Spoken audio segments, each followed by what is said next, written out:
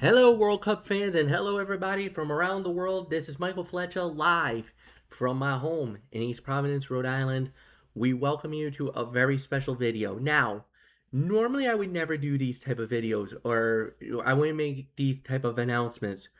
But I wanted it to come on here today to make a promise and a declaration. So, with the upcoming La Copa Mundial, the FIFA World Cup, that's starting in just a couple of days, starting in Mexico with the first two games of the tournament, I am going to try to do something unprecedented. I'm going to try to do something that I hope will jumpstart something very special, not only for the TXN Sports World, but also for my channel and everything else.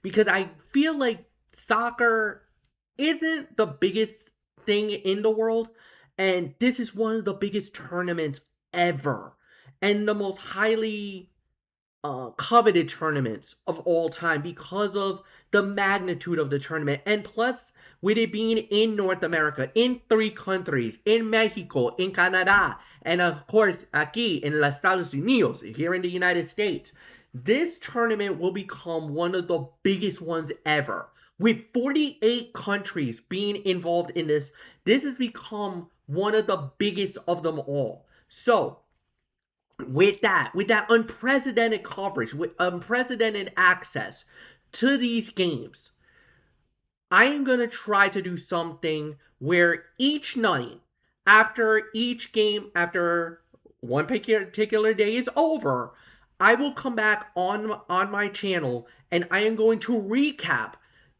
day one coverage, that day's coverage of the FIFA World Cup, and then move on to the next day to give you a preview of every game. And I'm going to try to do this from now until we crown that champion on July 19th from MetLife in New York. And that is how I want to try to do this. Now, with this unprecedented access, I'm going to try to do it right here from home, but I also want to try to do it even special. There might be some reports that I might be out on the field. I might be in that special FIFA World Cup party that they're going to be doing in my home city in Providence, Rhode Island.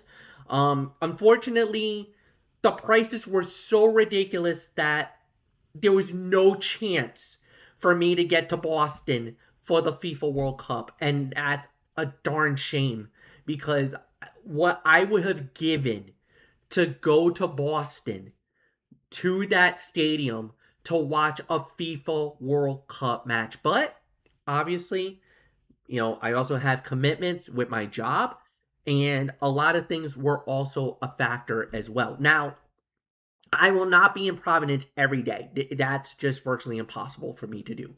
However, the days that I can go, I will try to go and feel the energy, feel the support, knowing what this game can bring. And I truly believe that this journey that I want to embark on with you, the fans, to show what the beautiful game is about. And not only that, to try to put a new emphasis on a sport that really is not as well known in the United States. It's big around the world, but in this country, not as popular. Not as big as the NFL. You could say not as big as hockey, not as big in basketball, and not as big in baseball. The viewership will be there. And as a matter of fact, the USA jump starts their World Cup pretty early on Friday night in Paraguay, in Los Angeles. So, two games start on Thursday. I'll preview those games tomorrow. And like I said, each day, once the games are officially over, I will come on this channel and I will be previewing and I will give you the results of those matches, what I saw, what I liked, and then I will preview the next games of the next day. And I will try to do this every day until we crown a World Cup champion. Now, some days the games are gonna go even beyond. Like some games I might have to report my coverage at 2 a.m. It's gonna be tough, but I'm gonna try to do my best because I believe that this channel has a chance to be something very special. And I hope you guys will be willing to embark on this journey with me and be willing to ride or die with me all the way up to the very end. I'm so honored that I get to do this, and I'm blessed for the great fortune that I have. The avenue and the proximity and the closicity and everything about this has made it incredible. The backing from the fans, the backing from my friends, my family, and everybody who knows how passionate I love in sports. And La Copa Mundial, the FIFA World Cup, is one of those passions. Now, this is one that not a lot of people would know, but I've been a big fan of this. I remember the 1994 FIFA World Cup. As a matter of fact, that was the first ever World Cup I ever watched. Was 94 when it was in the United States. And back then it was on ESPN and there was games on Univision, and I remember that tournament and I was marveling. I didn't know soccer at the time. I was just a young kid. I did not even know how special it was or what it meant. And it has a very special connection for me through family more than anything else. And there's a lot of people who I know who is very firm on their love and their passion for the game. And a lot of people were very excited and are really excited for this tournament. I've been talking to a lot of my friends, and we've been saying the same thing what this tournament means and what this could mean for North America, for the US alone, and what it could mean down the line for the future of the game. Of course, in 94, the US had the tournament, and it was very successful. And it spawned Major League Soccer after everything that was said and done. Just like how 99 was so big for the women and established women's professional soccer and the success of their runs. This was the launch pad for the US in soccer. And now here we are again. Almost 20 years, 22 years from the tournament in 1994. Actually, no, 34 years. I stand corrected. This is without a doubt the biggest tournament of them all.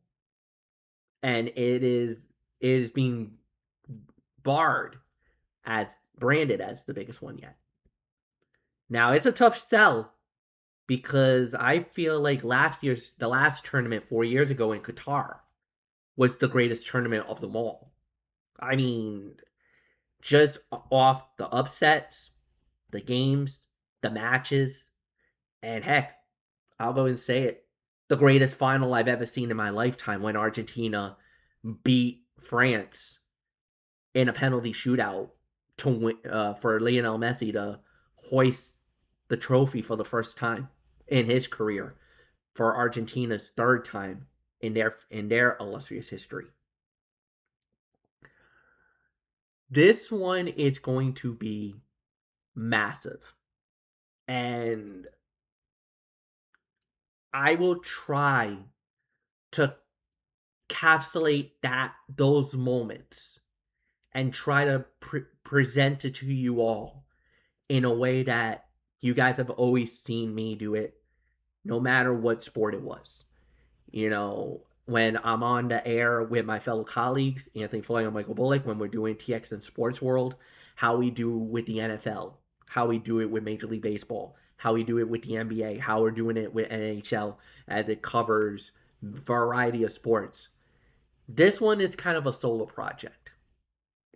This is a solo venture, and I'm honored that I get to do this. You know, I'm blessed to be in an age and an era of greatness and transparency. Now, there's been a lot of negativity, a lot of concern, from the prices of the tickets to security and many different other factors that is leading into this tournament. And yes, they're concerning, no doubt about it. And I definitely will say that definitely could hurt, the entire scope of the tournament.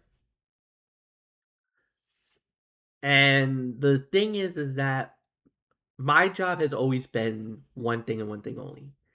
Just focusing on the games, focusing on the players, focusing on the matchups. You know, Try to drown out the backstage noise and just focus on why we're here and what this tournament means. And I hope once this tournament is over, I hope we can look back on this one and say that was an amazing tournament. That was an amazing thing. Just like how I know there was a lot of negativity going into Qatar, and I know how there was a lot of outside noise about human rights, about the way that the Qatar government was treating their people, and a lot of back stuff that was being talked about throughout the tournament. But the thing was that I felt like the tournament itself was one of the best ever. And it's because of the level of play and how soccer or football unifies the world, unified countries that normally doesn't really get along, that for that particular time, for that particular moment, we can stand still and be united as one. For this is, as football has always been known as, the beautiful game. I hope we can bring that beauty, that grace, and that amazingness here to the US, to Mexico, to Canada, because that's, I think, what we need right now. While the world can be dark, vicious, and definitely a very not so nice place right now,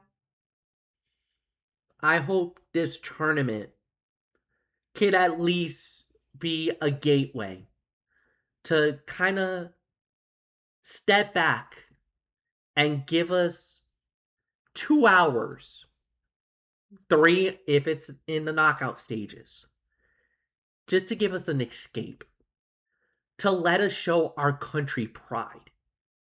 For many of us, we are multinationals, where we're not just rooting for one country, we could be rooting for two. For me, it's the United States and Colombia who are going to be in this World Cup. And these are two countries that are very near and dear to my heart. And I'm going to be riding with them all the way to the very end. So I will try to bring the coverage the best way that you guys have seen it. And I hope that you guys love it. I hope you appreciate it. And more importantly, I cannot wait to take you on this wild ride known as the World Cup. So for me, This is an honor and a privilege, and I cannot wait to get this started. We start tomorrow with the first two matches. We start tomorrow by previewing the first two matches, and then on Thursday, let the games begin. Until then, adios. Thank you very much. Buenas noches. Good night. And I'll see you guys tomorrow. Bye bye.